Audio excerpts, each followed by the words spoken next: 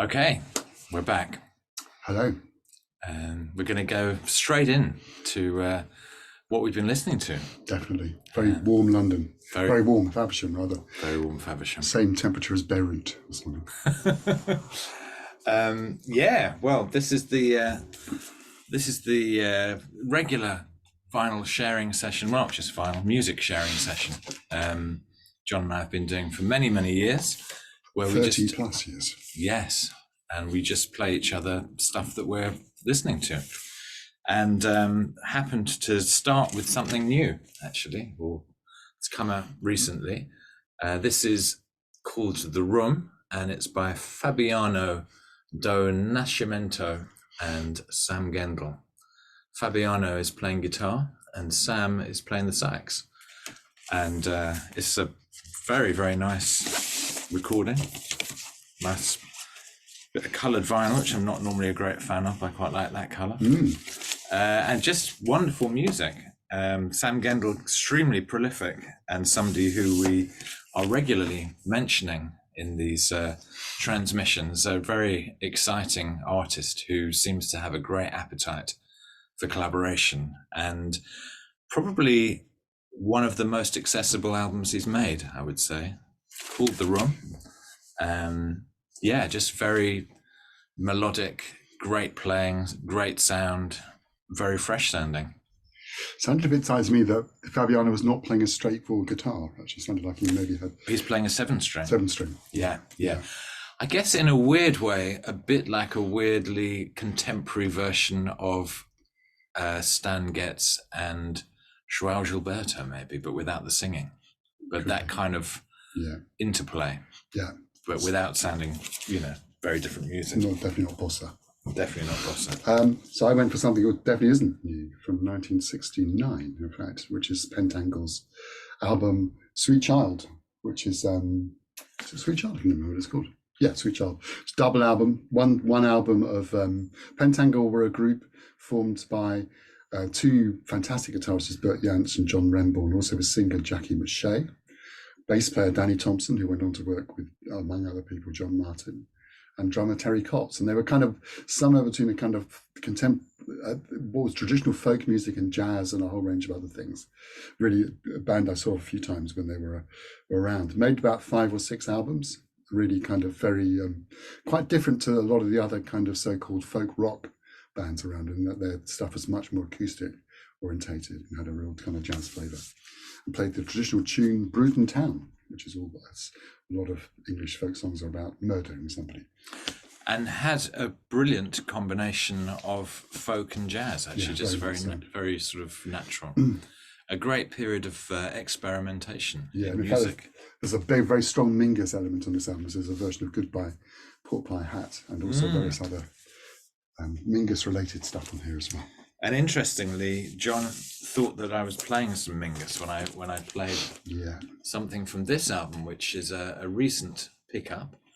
This is John Cameron Quartet and an album called Off Center. This is, again, I think from 1969, same year. It's kind of jazz, not jazz. It's, again, the connection was Danny Thompson is playing bass. And it actually features, I think, his first recorded solo composition. We've got Tony Carr on percussion, Harold McNair on flute, alto, and tenor, and John Cameron on piano. And John Cameron, I think, is one of those sort of hidden session players. I do know that he was responsible for the Top of the Pops theme tune. There's nothing remotely sounding like the Top of the Pops theme tune on this. Also played a very famous song called The Fence, which was quite a big record on the Rare Grooves scene as well. And also did a lot of collaboration with the film director Ken Loach. Absolutely. Really, just very much an album that was of its time, when people were experimenting and trying new stuff. I think this was the only album the quartet made, but I'm delighted to find that. Very good. And staying in the same period, since the last session we lost Tony Oxley, the drummer, UK drummer, and this is from his first album he put out on on CBS, which came out on a budget label. Actually, this was available in Woolworths in the UK at the time, so you could get it for about like 5 shillings, which is about equivalent of about 25 pence at the moment. This is about his first album, Baptized Traveller, with a band with Kenny Wheeler on trumpet and flugelhorn, well known on these sessions and elsewhere. Evan Parker, resident of the local resident here, Derek Bailey on guitar, Jeff Klein on bass, and Tony Oxley was, I think, widely recognised as probably being the most technically gifted drummer the UK's ever turned out, and quite extraordinary player. And we played the track Stone Garden, as I say, which was written by Charlie Mariano, the only composition on the album. Well worth finding this. It was reissued on CD, and I think there's some plans to put it out on vinyl, I heard, but maybe I'm just dreaming there as well. But a great album. His first 3 albums are all really good. Now, John, is it a moment? It is the moment. To have a book interlude. Absolutely. And this is a good excuse to reveal my combined Christmas and birthday present from Mark, the wonderful book called Labyrinth, which is an incredible kind of rundown of UK jazz, basically, between 1960 and 1975. With absolutely extraordinary, kind of beautiful book. I'm trying to open a page without dropping the book. In fact, there is the book. There is the right page, actually, there, definitely. So this is, for example, this is the Tony Oxley album featured in the book, broken down front and back, each album, labels, and a little bit of commentary on some of them as well. Not many of them, actually, as well. But yeah, just amazing. This is going to keep me going for hours and hours and hours. So thank you very much, Mark. And I was very pleased to receive this from John as a Christmas present, which is Soul Survivor, which is a biography of the Bishop Al Green, I believe he is now, written by someone called Jimmy McDonough, who wrote a very good book about Neil Young called Shaky. It looks. I'm really looking forward to getting my teeth stuck into that. So that is the book interlude over. Carry on with the sharing. Yeah. John was making the point that the album he just shared with that combination of Evan and Derek and various people, that everybody had such a distinctive individual sound that you could tell immediately. And actually, last time John was here, I think he gave me this album, which is Don Cherry, Dewey Redman, Charlie Hayden, and Ed Blackwell, Old and New Dreams. And we listened to a great track called Chairman Mao, which was a Charlie Hayden composition. Again, very super experimental, but free, but kind of structured at the same time, with some interesting Chinese excerpts towards the end. Yeah, I think it was Dewey Redman playing Musette, I think, as well. Right. Yeah, there was a band formed to basically play Ornette Coleman tunes after Ornette kind of moved on with Primetime, really. Nothing really connected that to this, actually, but I always like to get one of my favourite records out, and this is TNT, and we heard Jetty from this. I've talked about this album many times on sessions before, but for me, it's kind of top 10 record for me, and definitely the best Tortoise album as well. Well, some of you may know that last year I started doing a DJ residency in Faversham every couple of months, and I'm increasingly noticing the popularity of drum and bass amongst the clientele, which is not a genre that you get very often in Faversham. And I've been just sort of exploring a few tunes either that I have or picking up a few tunes. And actually there was definitely a drum and bass connection between this track, which is Firefox and Fortree, and a track called Warning. And should point out, I think last time we had a video I was talking about purchasing a dub siren. Well, I can report that £400 of amp damage since the dub siren has now been sold. And speaker damage. Speaker damage, yes. Mainly amp damage, though. It wasn't a good match with my quad 909 amp, I decided. It was great fun, but not for high-end hi-fi, I've decided. So be careful out there. Be careful out there with dub sirens. No real connection, really, except there's obviously a bit of a kind of, certainly a bit of Jamaican influence on the drum and bass. A good excuse to get another favourite out, the Rhythm and Sound kind of compilation, really, See Me Ya, which is on the Basic Channel label. And each track's basically the same rhythm and the same track with a different artist, and played the Sugar Minot version on this one. Just a great sounding record. And these I mean, if you're interested in getting the vinyl of these Basic Channel things, they're starting to run out. I think last time I went into Honest John's, my local in London, who distribute these as well, they're looking like they're getting a bit low on supply. So, and they're cheap. You know, this costs £15 for a really nicely cut vinyl record. Yes, absolutely brilliant. So we were really giving the speakers a low-end workout with those last two tunes, and continue to do so with this reissue of Johnny Clark's Babylon on the Cha-Cha label that has come out very recently. Just a classic sort of steppers anthem with Johnny Clark, who's a big name on the roots scene, but not many people outside of that really know him. This apparently was a big Jar Shaka tune as well. So great to have that. Lovely voice as well, Johnny Clark. Yeah. Move to something not related to that at all, but been getting very interested in the guitarist Jeff Lee Johnson again recently, largely because of a record by Tal Ross, which I was going to play in the session but didn't in the end. And so I did a P-Funk special on my radio show, which you can check out in the links above.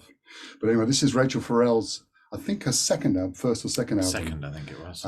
Produced by George Duke, but also heavily involvement by Jeff Lee Johnson, who played the first track, which is, I think, the name of the album, Individuality. It's kind of as good as most of the so-called new soul albums. This one, really, really good. I was thinking it's like a really high-end neo-soul album. Very much so. Really, really great playing on there. And again, it's amazing production. And in fact, on that track, we listen to Jeff Lee Johnson plays guitar and bass on it as well.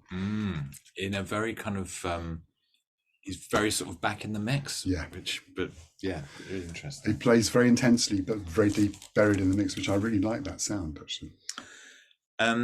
Every so often you discover that you hear of a track which really grabs your attention, then you discover that you actually already own it. Yeah. Just prior to sort of paying £100 on a 12-inch. I discovered, I know I've got this album, but I'd never listened to the first track on side one, which is, what is it called? It's called, on side two, it's called Love. Very appropriate. We need a lot of that at the moment. This is, of course, Brass Construction. I think this is their first album, because the rest of them all had a number after them. This is a real vehicle for Randy Muller's production. They had a very distinctive funk sound, kind of quite raw horns. This track, I mean, it's got Moving, which is an absolute classic tune, but the way that this track evolves into an absolutely sensational kind of sort of very simple bass line, wonderful drums, and sort of spacey Rhodes and horns. I highly recommend you tune into the track Love, and just get past the first couple of minutes, and then you're in for a treat. Sounded really great and fresh, and of course I have it as well, actually. Yes. I think one of the problems, if you've ever DJ'd as well, you tend to play one track and it was always moving, actually. Yeah. And this is another album, actually, which you always play one track. And which is Funkadelic's One Nation Under a Groove. And I've done just recently done a P-Funk special on the radio show. And in part two, which is yet to be released, there's a great version, a song called Groove Allegiance, which was written by, it's very much a Juni Morrison feature. He plays a lot of instruments on it as well. He joined P-Funk, but also some wonderful bass playing from Skeet Davis. And it doesn't start off great, that track, actually. It just moves into this wonderful kind of extended instrumental section with almost a bass solo, actually, pretty close to it on there as well. Anyway, so it's always worth kind of just digging into those records that if you've ever played out, you probably just play one track from, because this sounded great, actually. And also just, don't just listen to the first 10 seconds of a tune. Yes, that's right. You might be surprised. I think we had a break, and when I came back, I played this. I don't know absolutely nothing about the Capoeira Twins. I think I picked this up cheap in a market store because I noticed that Bucks Music, who I have a long association with, are also the publishers. This was from, I think, early 2000s. And I was just saying to John, it has a particular UK flavour to it. Slightly Omarish, but then with a yeah, kind of a distinctly kind of London/Bristol vibe underneath. But yeah, just thought I'd play it. Really, I didn't really have anything to follow that, so I went for something completely different. But also went back to 1968 again, or 1969, seemed to be fixed on that. And just noticed this has come out. We've just been talking down the road actually to the record shop. What's it called? Crete Vinyl. Crete Vinyl, about the ridiculous prices that records are going out now. This has just been reissued on vinyl at some absurd price as well. But this is from the second Blood, Sweat and Tears album.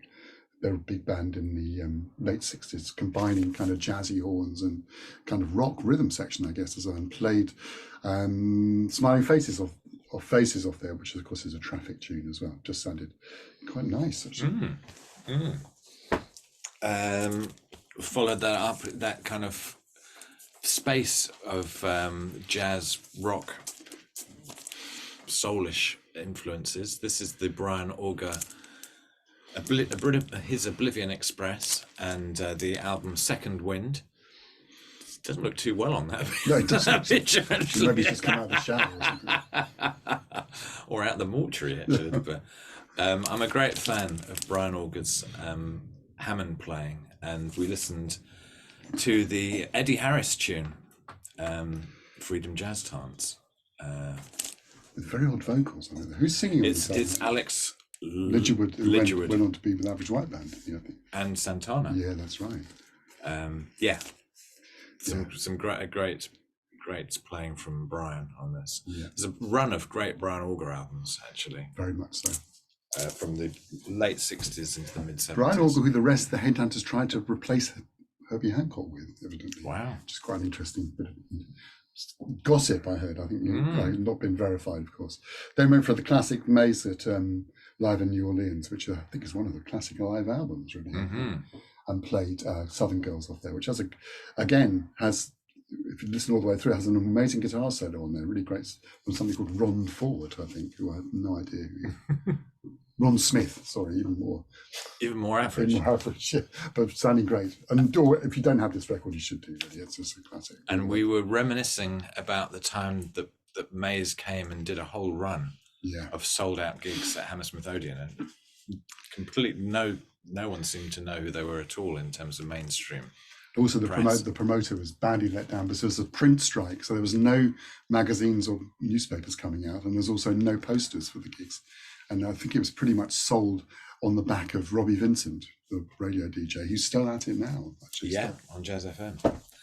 Well, talking of great soul vocalists led me to play this from the Isley Brothers, featuring the dulcet tones of Ronnie Isley, who's also still with us.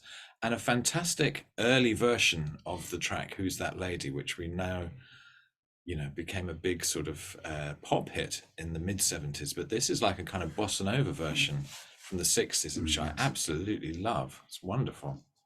So I'm delighted to get that recently. Just sticking with great vocalists, and like going classic again, Shaka Khan's first solo album, and played played Love's Fallen on Me, which was, of course, originally done by Rotary Connection on one of their albums as well, but I think I actually even prefer the Shaka album. And there's a great Aretha version, isn't there?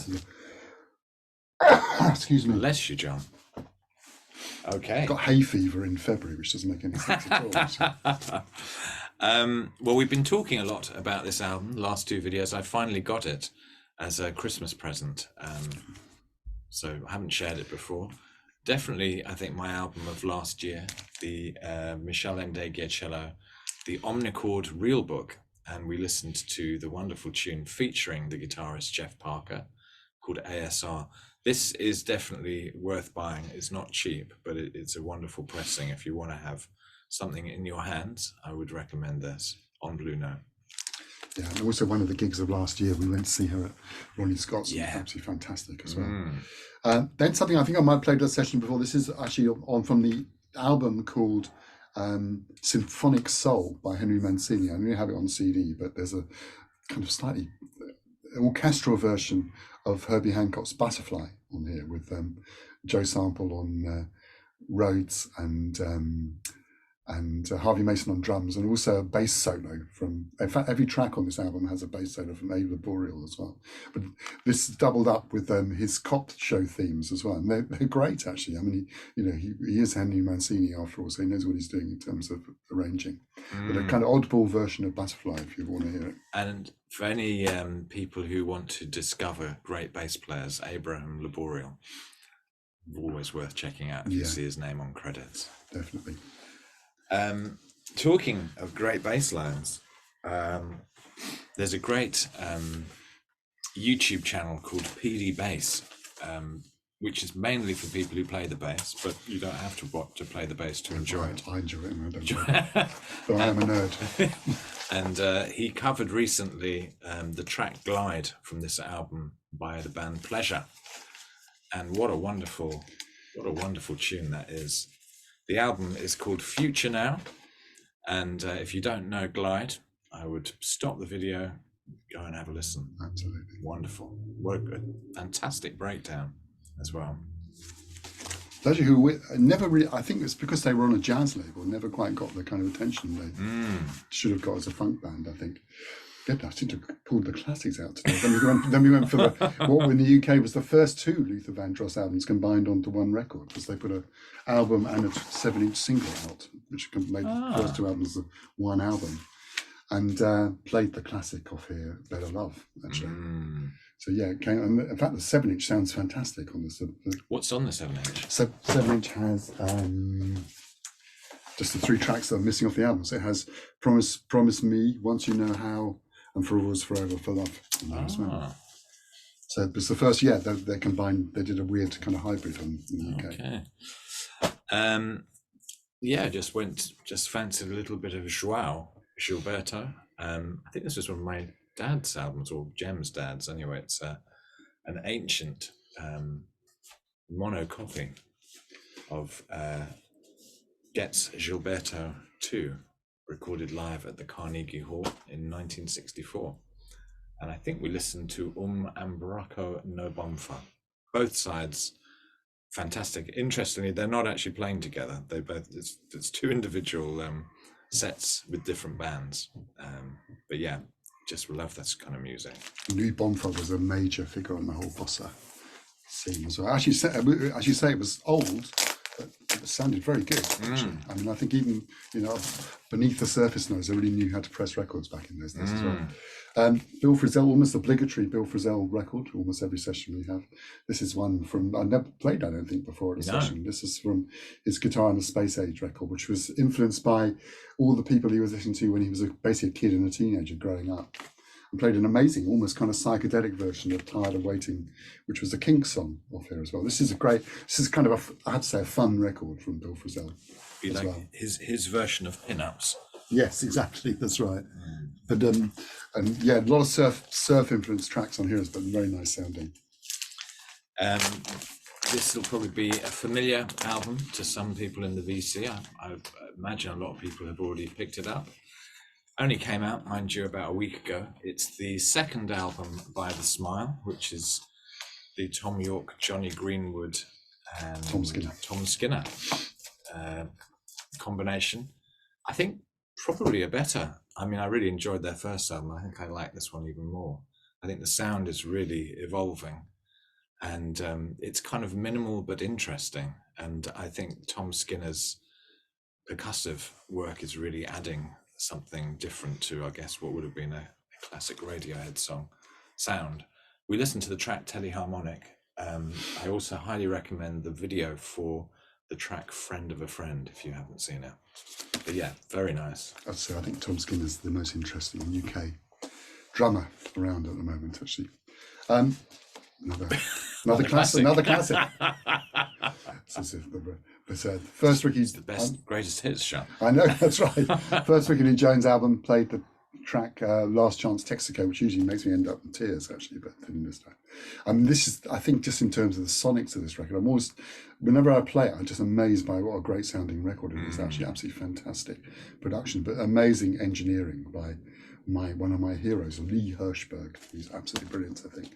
Whatever, I mean, basically all the versions of this sound great, actually. You don't need to do a £500 reissue of it, whatever you might be doing, but it's really good. And not a record that you have to spend a lot to buy. Nothing, I think I paid virtually nothing for it when it came out as well. We had a little bit of the Cool Ruler, Gregory Isaacs, talking about the period in the 80s where there was this album. What was the other one? This is more Gregory. More Gregory. And the other one was... This is more Gregory. The other one was... I can't remember what it's called. Had a black cover. It did, black and white cover.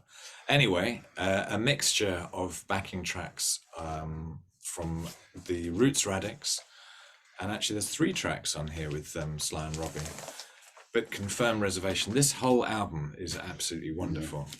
A real classic, good all the way through reggae album, really nicely recorded. And at a moment in the 80s where the Roots Radics had such a distinctive sound, it was very much an 80s sound. But yeah, really, really good. He played I lived in Brighton when he came over to promote that album, and the other one we can't remember the title of. And he actually ended up for 3 hours in my flat because he arrived very, very early. And I have the only copy of the Beatles' White Album signed by Gregory Isaacs. Long story behind that, but I'm not sure whether that increased its value or not, actually. Anyway, not a classic. Well, it is a classic, but it's not a classic, if you see what I mean. Went for Enrico Rava, the Italian trumpeter, who I've been listening to a hell of a lot, actually, over the last few weeks, on ECM. And this is his American group with Mark Turner, the wonderful Mark Turner on tenor saxophone, Thomas Morgan on bass, Larry Grenadier on bass, and my hero, Paul Motion on drums. This is from New York days, and played the track Black As Now, which is one of the classic Enrico Rava compositions. Very nice double album. When they started putting stuff out on vinyl again, this one came out about 10 years ago. Was there a connection with the Cocteau Twins on this? Harold Budd and the White Arcade, a very kind of glacial 80s synth production on this. We listened to the track The Real Dream of Sales. This came out reissued, I think, last year. Yeah, wonderful Harold Budd. Very nice man as well.